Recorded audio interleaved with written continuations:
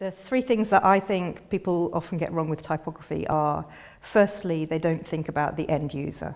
They don't think that actually type is there to be read or consumed by somebody.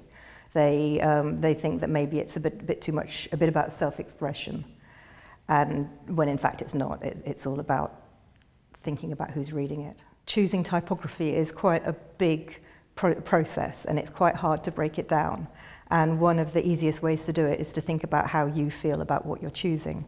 And then it becomes about expressing your own personality, or also as designers, we engage with type in a different way to the man on the street.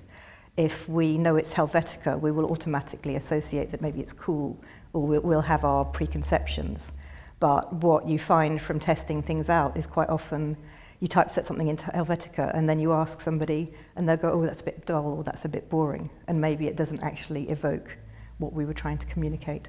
The second thing that I think people often get wrong is they don't think about where the type is going to be experienced.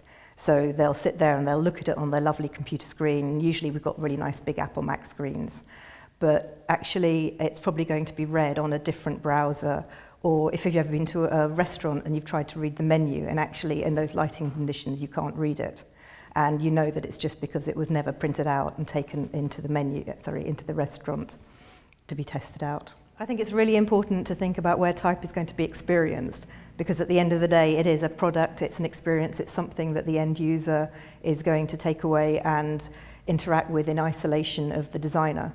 You have no control over those circumstances, and you want whatever you've created to communicate as effectively as possible. The third mistake I would say people possibly make is to overthink things.